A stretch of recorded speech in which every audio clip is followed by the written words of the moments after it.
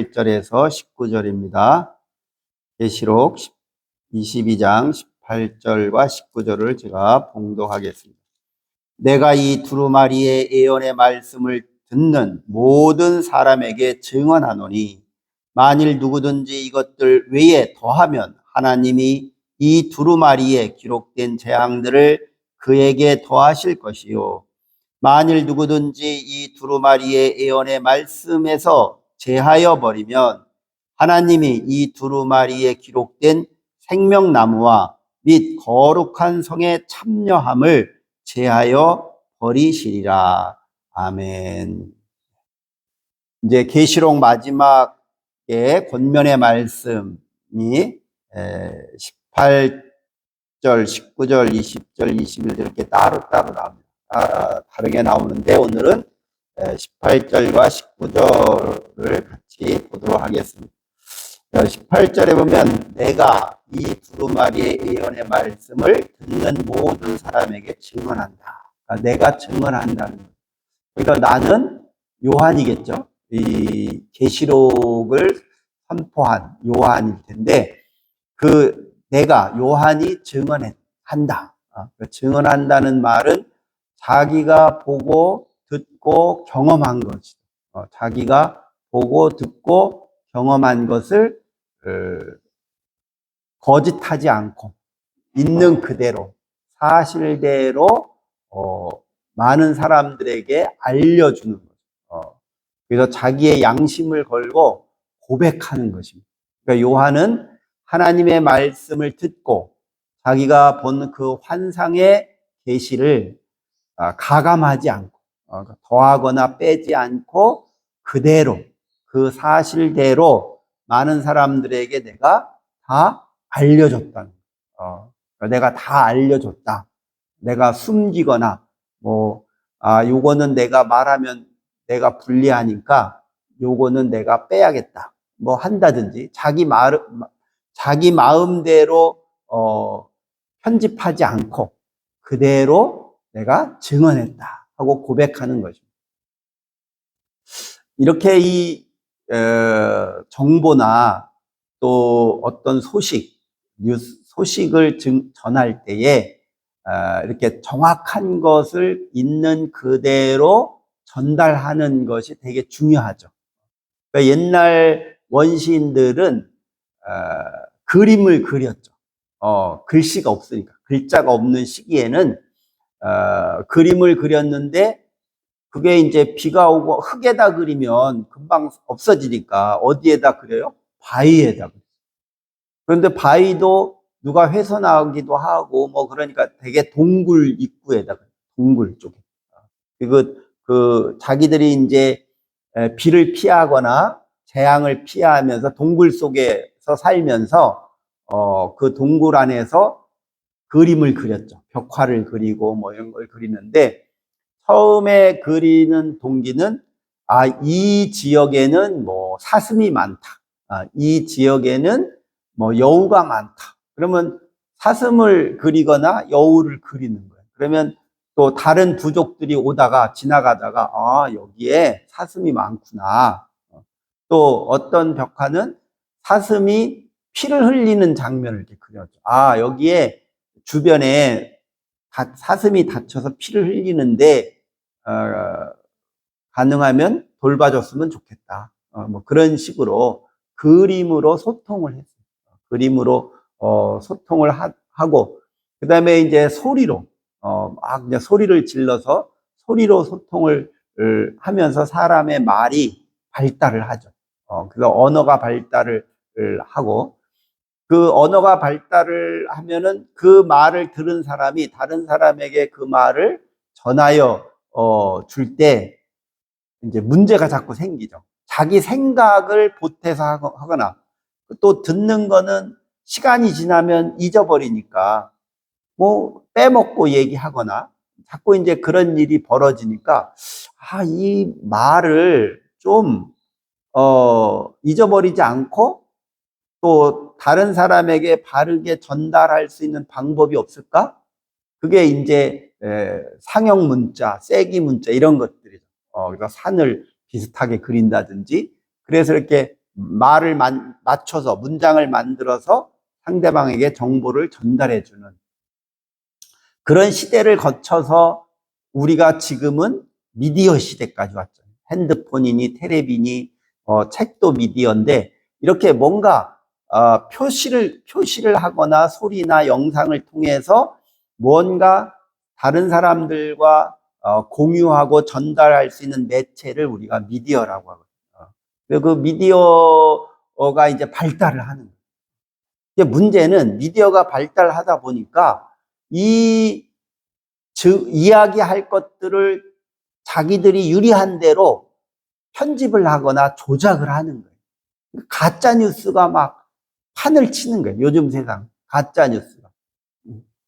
그래서 요즘 뭐 AI 로봇이라든지 챗 GPT라든지 이런 여러 가지의 미디어 도구들이 막 개발이 막 되어서 어떤 면에서는 사람들이 편하기도 하죠.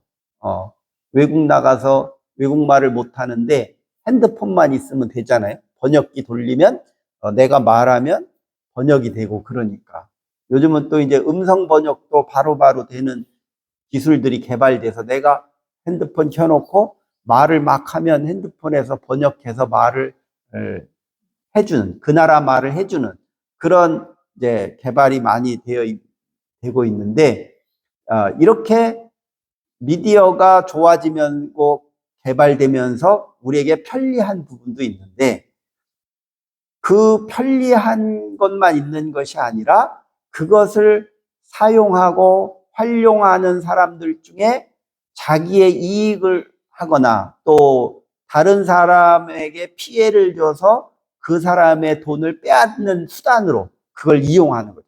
보이스피싱이라든지 이런 걸 가짜 음성을 가지고 상대방을 속여서 상대방이 돈을 입금하게 만든다.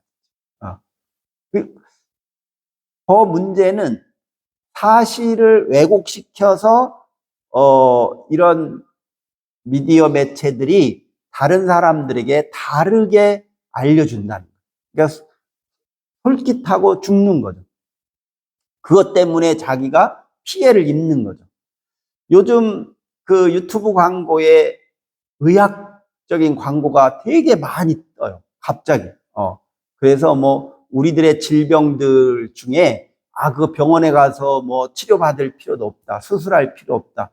이 약만 먹으면 뭐 일주일 내에 다 완치된다. 완치가 안 되면 다 배상해 준다. 막 나는 뭐 의사이고 뭐 이런 사람이 나와서 광고를 막 하는 거예요, 영상에. 근데 거기에 나오는 의사 인물은 가공된 인물이에요. 그러니까 진짜 사람이 아니고, AI를 통해서 인물을 아주 똑같이 묘사를 해서 우리가 보면, 진짜 의사가 이런 말을 하네? 그렇게 듣는데 그게 다 가짜인 거예요. 그래서 그 약을 그럼 어떻게 구입하지? 막 그 사이트 들어가서 돈을 입금을 하면 약이 안 오거나 가짜 약이 오죠. 근데 그거 먹으면 오히려 건강에 나빠질 거 아니에요. 그거 다 사기치는 거죠. 근데 그런 거를 아주 그런 가짜 광고를 되게 많이 하는 거예요. 요 근래 와서. 그러면 그 페이스북이나 유튜브나 이런 포털 사이트 회사들이 이건 보면 가짜인데 그러면 그런 거 방영을 못하도록 이렇게 하는 장치가 다 있어요. 있지만 그런 걸 잘 안 해요. 왜냐하면 그런 아주 가짜 뉴스나 호기심 있는 거 이런 게 방영을 많이 하면 사람들이 클릭을 많이 하고 또 다른 광고 효과가 또 드러나니까 하는 척만 하고 일부러 안 하는. 그래서 많은 사람들이 피해를 입는 거죠. 그리고 또 이러한 것들이 이렇게 자료들을 입력을 해서 우리가 무슨 뭐 정보를 찾는다든지 그런 거 이렇게 하면 뭐 통계를 한다든지 이런 것들을 하면 원래 입력된 통계 자료를 가지고 그 자료를 믹서해서 섞어서 뭔가 이렇게 우리가 원하는 문제를 질문을 하면 대답을 이렇게 나오는 거잖아요. 또 그런 질문만이 아니라 통계나 영상이나 이 모든 것들이 막 그 컴퓨터 안에 입력을 하면 그런 것들을 조합을 해서 뭔가 이렇게 결론을 도출해내요. 그래서 뭔가 집어넣으면 나오게 돼 있어요. 그걸 이제 그런 시스템을 알고리즘이라고 해요. 그러니까 그런 이제 시스템이 작동을 해서 이렇게 현대화 기계들이 작동이 다 되는데, 그런데 네이버나 이런 데서 그게 발견이 됐어요. 그 알고리즘의 기능들을 조작하는 거야. 조작. 그거를. 그러니까 우리는, 이거 통계적으로 이게 사실이구나 하고, 알고 있는데, 그거를 자기네 회사에 좋은 쪽으로 조작을 해서 사람들이 잘못 인식하도록, 왜곡된 정보를 인식하도록 일부러 그런 알고리즘을 조작하게 돼요. 그러니까 참 이 현대과학이 발달을 했는데 이걸 도대체 믿어야 될지 말아야 될지 이게 헷갈리는 거예요. 저 말이 사실이야? 헷갈리는 거예요. 이러한 때에 우리가 하나님의 말씀에 대한 이해를 정확히 해야 우리의 믿음의 삶이 건강해질 수가 있는 거예요. 여기 요한은 내가 본 대로, 들은 대로, 내가 경험한 대로 가감하지 않고 내가 바르게 증언했다라고 선언하는 거죠. 그래서 내가 이거 증언한 것 중에 누구든지 이것 말고 딴 것을 자기들의 이익을 위해서, 자기들의 유익을 위해서 뭔가 더해버리면, 내가 한 말에 보태서 얘기를 하는 자들은 그 의도가 악한 거죠. 그래서 하나님이 그들을 심판하고 재앙을 내릴 것이다. 또 내가 이렇게 증언한 것 중에 19절에 보면 이 두루마리의 예언의 말씀에 제하여 버리면, 그걸 빼버리면, 어느 일정 부분을 제거해 버리면 너희가 생명나무와, 생명나무는 하나님께서 우리를 구원한, 생명을 구원한 영생의 나무를 상징적으로 계시록에 나타나잖아요. 그러니까 너희들의 그 영원한 생명을 제하여 버리겠다. 그리고 하나님의 나라인 이 거룩한 성에 너희가 참여하는 것을 참여할 수 없도록 내가 막아버리겠다. 그러면 이 요한은 강하게 강조하는 거죠.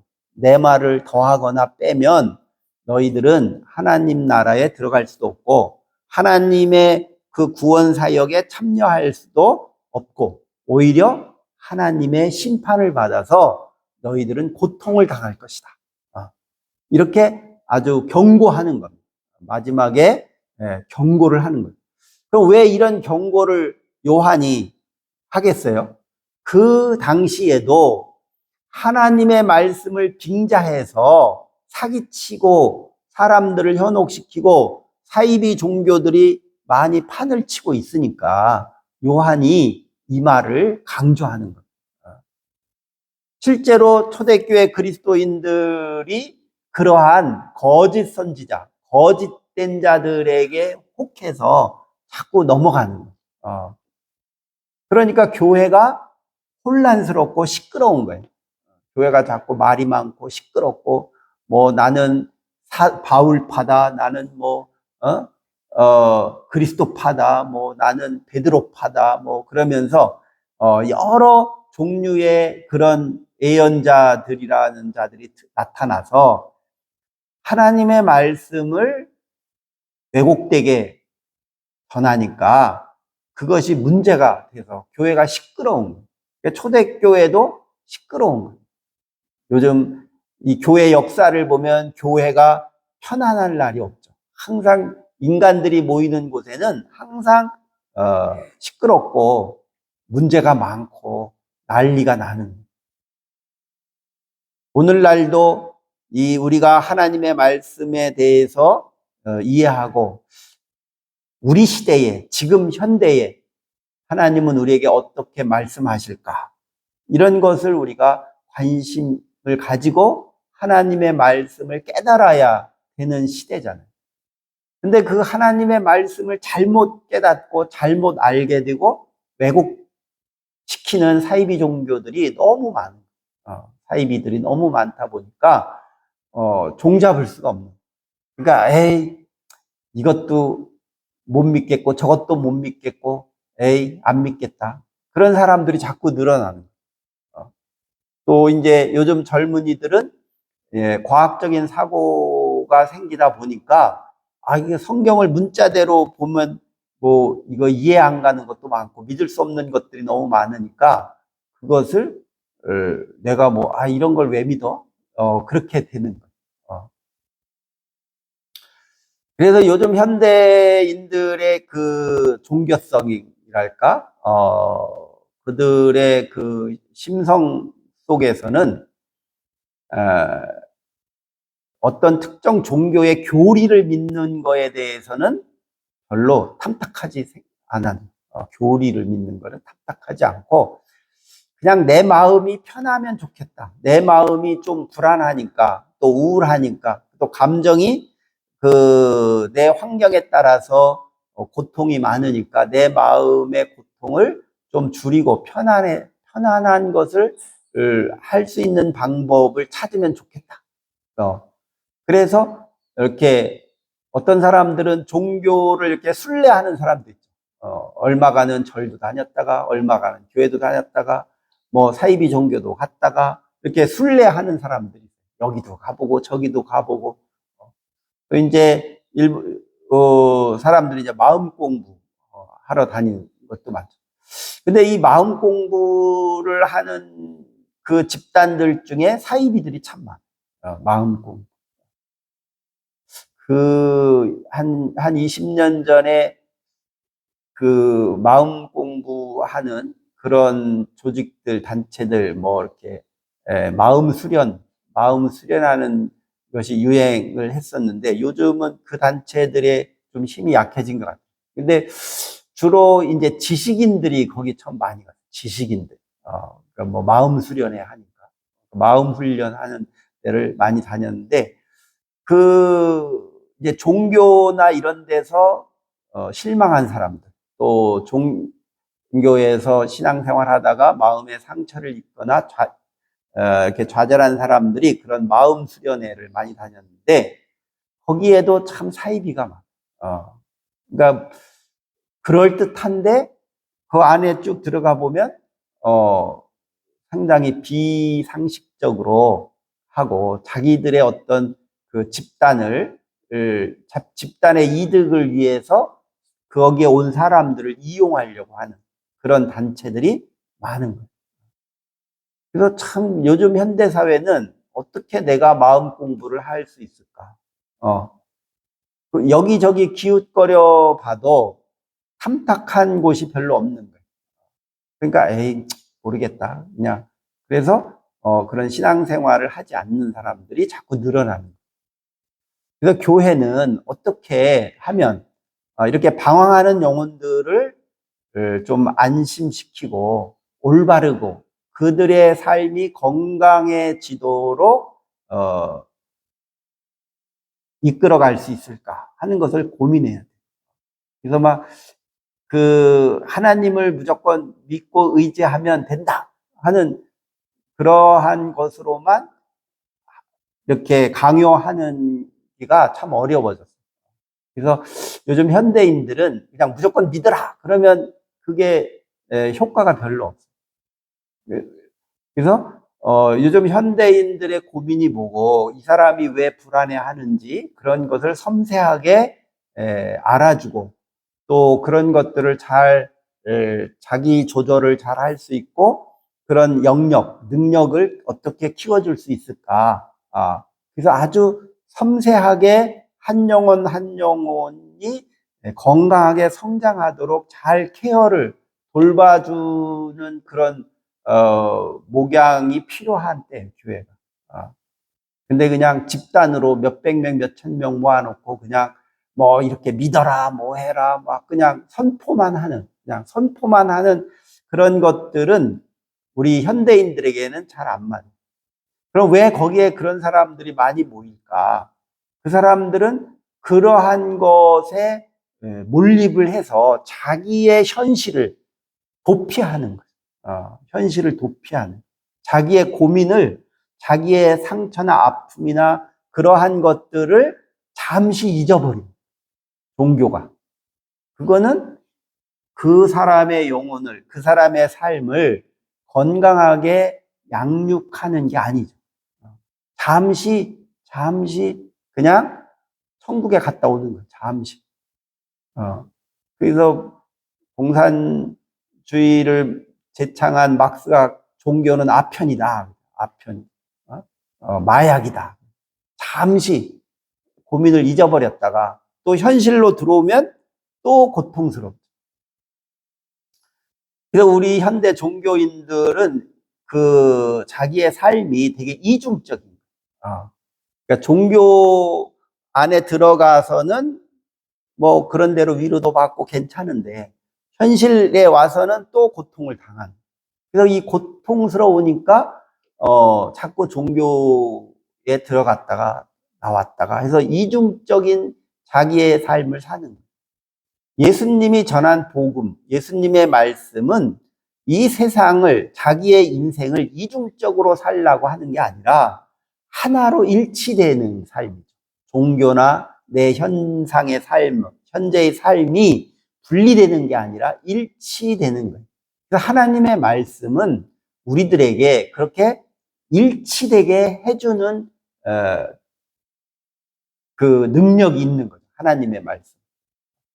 그래서 모든 것들이 이렇게 분리되지 않고 하나가 되고 일치가 됨으로 인해서 내 삶이 불안해지지 않는 거예요. 건강해지고, 그리고 내 신앙의 삶이라고 하는 것이 내 현재의 삶 속에서 늘 끊임없이 에너지를 줄 수 있는 거죠.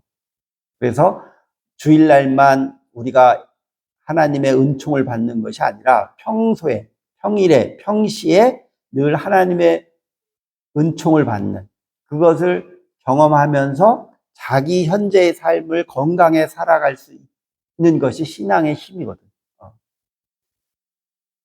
이렇게 하나님의 말씀의 능력을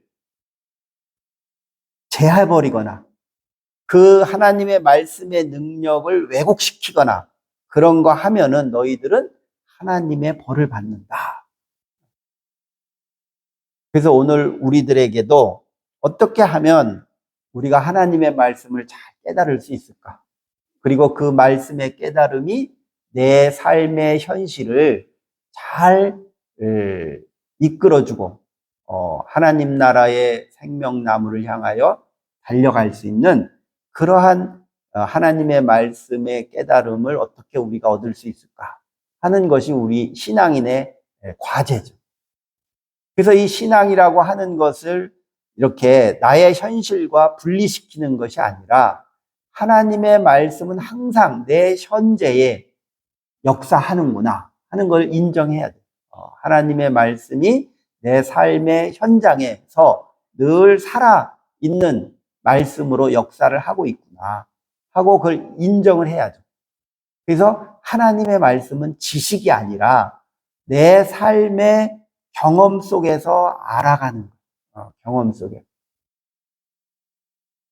그래서 하나님의 말씀을 깨닫는다는 것은 경험하는 거예요. 자기 삶에서 경험하는 거예요. 그래서 그 창세기의 천지창조 이야기에 보면 하나님을 안다. 너희들이 여호와를 안다. 할 때 그 안다는 말, 야다라는 말인데 그 알다라는 말은 지식으로 안다는 뜻이 없어요. 그런 게 없어요. 히브리 말에 막 공부해서 내가 이걸 알았어. 뭐 그런 개념이 없어요. 히브리 말에는 경험을 해서 아는 거예요. 경험을 해봐서 아는 거예요. 그러니까 경험을 해보지 않은 거는 아는 게 아니에요. 그게 아마 원시 사회나 이게 농경 문화가 정착되기 전에 그 말의 어원이 생긴 것 같아요. 뭐냐면 이 원시 사회나 목축 사회에서는 늘 이동을 하잖아요. 늘 이동을 하기 때문에 자연 환경이나 봄, 가을, 겨울이나 비가 오거나 눈이 오거나 이런 것들을 미리 알 수가 없어요. 그냥 그 상황을 겪어봐야 아는 거예요. 그리고 저기 가면 양들이나 소들이 먹을 수 있는 물이나 풀이 있는지 가봐야 아는 거지. 그걸 산 넘어 가봐야 알지. 여기서는 모르는 거예요. 그러니까 거기 가보지도 않고 거기서 뭐 겪어보지도 않고 안다고 하는 개념은 만들어지지 않는 거예요. 형성이 안 된 거예요. 그래서 사람이 사람을 안다는 것도 그 사람과 만나서 겪어보고 경험해보고 그 사람은 이런 사람이구나 하는 것을 그때서야 안다라고 말을 하는 거예요.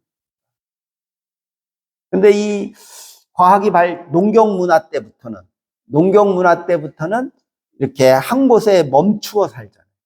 그러니까 한 군데서 가만히 봄, 가을, 겨울 언제 비가 많이 오는지 언제 비가 안 오는지 어느 때 무엇을 심어봤더니 씨가 잘 열매를 맺는지 이런 것에 대한 정보와 지식이 필요한 거예요.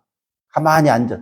그래서 농경 문화 때부터는 사람이 안다는 것은 그것을 지식적으로 가르쳐 주는 거예요. 야, 요때 되면 뭐 심어야 돼. 요때 되면 어떻게 해야 돼. 이렇게 해야 그 곡식이 잘 자라. 이런 여러 가지의 지식과 정보를 알려주는 거예요.